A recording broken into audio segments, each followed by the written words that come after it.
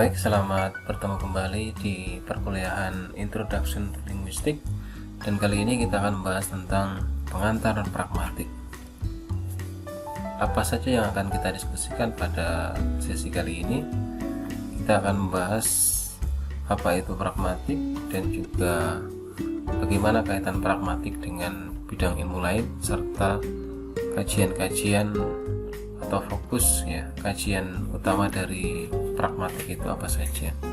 Adapun penjelasan lebih detail tentang pragmatik itu sendiri tentu nanti akan dibahas di dalam mata kuliah pragmatik yang akan didapatkan pada semester-semester yang akan datang.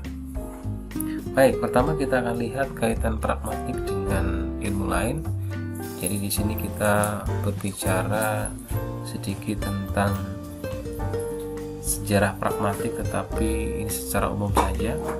Nanti bisa dicari lebih lanjut tentang sejarah pragmatik itu dengan lebih utuh. Secara lebih utuh di sini saya akan menyampaikan hal-hal yang umum kaitannya dengan sejarah pragmatik itu. Jadi kalau kita lihat bahwa kemunculan pragmatik itu tidak dapat dipisahkan dari perkembangan semiotika bahwa menurut Morris 1938 semiotik itu dibagi menjadi 3. Ini cabang-cabang, ada diantaranya adalah cabang-cabang dari ilmu linguistik tetapi di sini dilihat dari kacamata semiotik. Yang menurut Morris, semiotik itu meliputi sintaksis dalam pengertian relasi formal tanda, kemudian semantik itu merupakan relasi tanda dengan objek yang diajunya. Sintaksis dan semantik ini sudah kita bahas pengantarnya juga. Kemudian yang ketiga menurut Morris adalah pragmatik, itu merupakan relasi tanda dengan penafsirannya.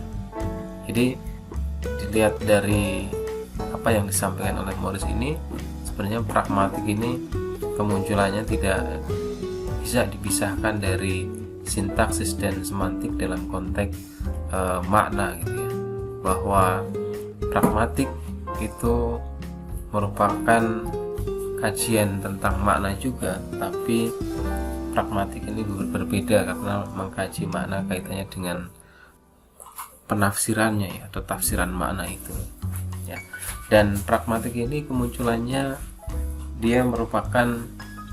kemunculannya itu disebabkan karena ketidakmampuan semantik di dalam menjelaskan makna kalimat.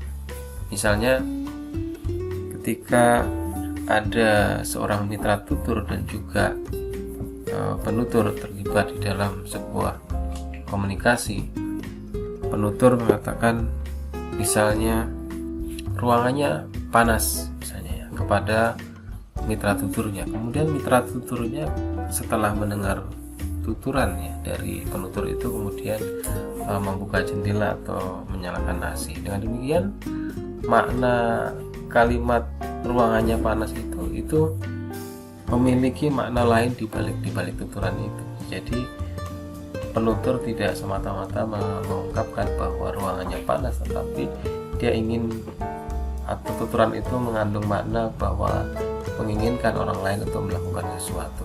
Nah, makna semacam ini atau makna disebut juga bisa makna kontekstual ini dipengaruhi oleh konteksnya.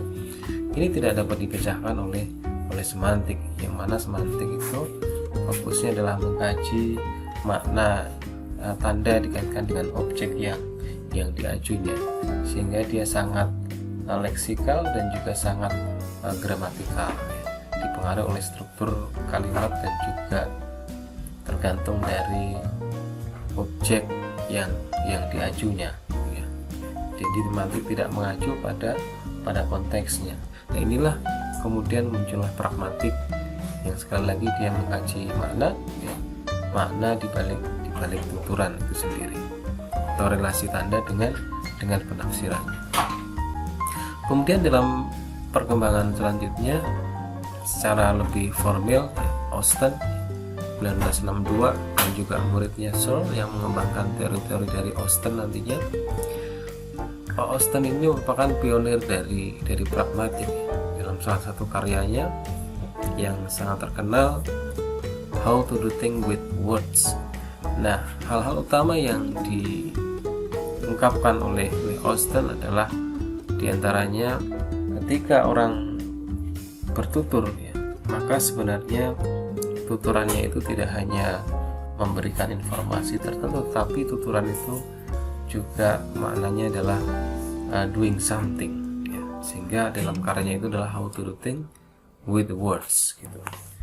Salah satu yang diungkapkan oleh Austin bahwa tuturan itu terbagi menjadi tuturan performatif dan juga tuturan konstantif. Tuturan performatif menurut Austin itu merupakan tuturan yang mengandung makna untuk melakukan sesuatu. Misalnya seperti tuturan yang tadi saya contohkan di awal, ketika seorang penutur menuturkan, wah ruangannya panas, maka itu merupakan tuturan performatif, artinya ada makna atau tujuan agar orang lain melakukan sesuatu. Sedangkan tuturan konstantif itu merupakan tuturan yang sifatnya informatif dan juga faktual, mengungkapkan fakta-fakta atau informasi tertentu. Misalnya air secara kimiawi terdiri dari hidrogen dan oksigen atau H2O. Itu merupakan tuturan yang konstantif ya, karena memang tuturan tersebut mengandung informasi dan juga fakta ya, bahwa air terdiri dari hidrogen dan oksigen secara kimia.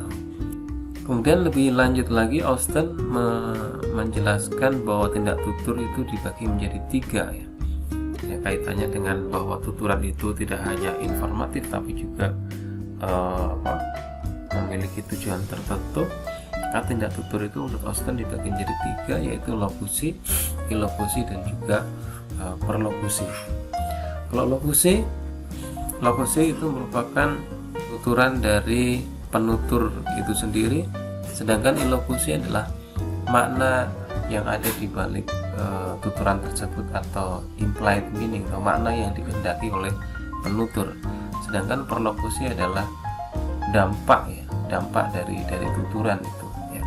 Misalnya sekali lagi saya contohkan yang tadi saya sampaikan di depan, ketika terjadi percakapan antara seorang penutur dengan mitra tutur, penutur mengatakan, wah ruangannya panas, kemudian mitra tuturnya menyalakan AC atau membuka jendela, maka tuturan wah ruangannya panas tadi itu ketika dilihat dari tuturannya itu sendiri, maka dia adalah lokusi. Jadi lokusinya adalah wah ruangannya panas. Sedangkan ilokusinya adalah bahwa penutur ingin meminta mitra tutur untuk menyalakan AC atau membuka jendela. Itu adalah ilokusinya. Dan sedangkan perlokusinya adalah dampak dari tuturan tadi. Jadi dia mengandung dampak atau akibat mitra tutur melakukan sesuatu. Apa yang dilakukan oleh mitra tutur yaitu membuka jendela atau menyalakan AC tadi. Nah itu menurut Austin. Sedangkan nanti dikaji bisa lebih detail, lebih lanjut lagi tentu di mata kuliah pragmatik itu sendiri. Kemudian dalam perkembangannya Searle mengembangkan teori-teori dari Austin ya. Tindak tutur dari Austin itu menurut Searle bahwa tindak tutur itu banyak sekali jumlahnya ya, tetapi itu dibagi menjadi 5 kategori, yaitu tindak tutur ekspresif, representatif, direktif, komisif dan juga deklaratif. Silahkan bisa dieksplor tentang 5 kategori tindak tutur menurut Searle ini. Baik, selanjutnya di dalam perkembangan selanjutnya Grice ya. Grice ini juga mengembangkan pragmatik dan dia fokus pada teori implikatur percakapan, conversational implikatur ya.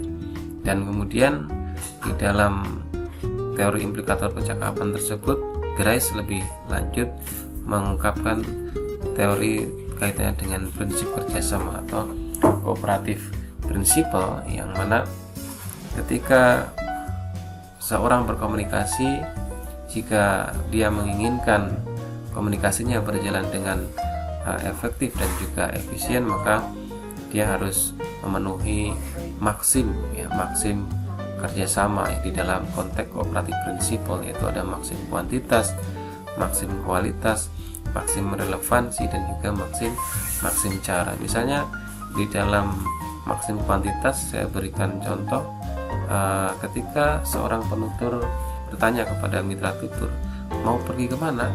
Kemudian mitra tutur menjawab, oh saya mau pergi ke pasar, kemudian saya setelah ke pasar mau pergi ke apotek, setelah ke apotek saya pergi ke toko beras, dan di sana saya berbelanja, dan seterusnya. Maka itu di dalam konteks kooperatif prinsipal dia tidak memenuhi maksim kuantitas, karena dia memberikan informasi yang berlebihan. Dengan informasi yang berlebihan itu menjadikan percakapannya menjadi tidak efektif dan juga tidak efisien. Nah, silakan bisa dieksplor lebih jelas tentang maksim-maksim ini menurut Grice, ya, kuantitas, kualitas, relevansi, dan juga cara. Kemudian di dalam perkembangan selanjutnya kaitannya dengan perkembangan pragmatik, ya, Brown dan Levinson ini fokus pada kesantunan berbahasa, ya, bahwa kesantunan berbahasa itu kaitannya dengan bagaimana menyelamatkan wajah, bagaimana agar komunikasi itu juga dapat berjalan dengan baik, gitu ya, tidak kemudian berdampak negatif terhadap lawan tutur atau mitra tutur. Maka menurut Brown Levinson itu harus memenuhi kesantunan di dalam berbahasa. Jadi komunikasi harus memenuhi santunan berbahasa. Santunan berbahasa menurut Brown Levinson ini terkait dengan rasionalitas dan juga muka positif. Rasionalitas itu kaitannya dengan logika, ya. Logika, sarana tujuan, sarana komunikasi yang dipilih, dan juga tujuan itu harus memenuhi unsur-unsur logika atau logis, gitu ya, sehingga komunikasi dapat berjalan dengan efektif dan juga efisien tadi. Nah, kemudian yang kedua adalah kaitannya kesantunan berbahasa ini menurut Brown Levinson adalah dengan muka, ya. Jadi ada istilah muka ini kaitannya dengan citra diri. Jadi ketika orang berkomunikasi tentu ada citra diri yang dibangun dan juga dipertahankan. Dan menurut Brown Levinson bagi dua menjadi muka positif dan negatif. Muka positif itu kaitannya dengan citra diri orang lain, ya, agar orang lain itu disenangi, gitu ya, disenangi. Jadi ketika kita berkomunikasi, maka dalam konteks muka positif kita memiliki keinginan, ya, ketika dalam komunikasi kita dengan orang tersebut itu orang lain itu terselamatkan citra dirinya, menjadi disenangi oleh orang lain, ya. Sedangkan negatif supaya orang lain itu terselamatkan, gitu ya, citra dirinya. Nah, kemudian Brown dan Levinson juga mengungkapkan 5 sudut pandang pragmatik.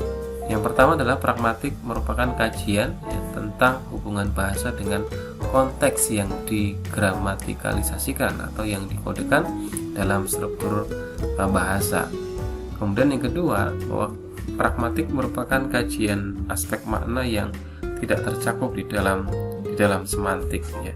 Sehingga ini yang pertama dengan yang kedua ini, bahwa pragmatik itu tidak dapat dipisahkan dari sintaksis dan juga semantik yang tadi itu menurut Morris tadi, ya, yang di awal saya sampaikan secara teori semiotik, ya, yang mana semiotik itu dibagi menjadi sintaksis, semantik, dan juga pragmatik itu sendiri, ya.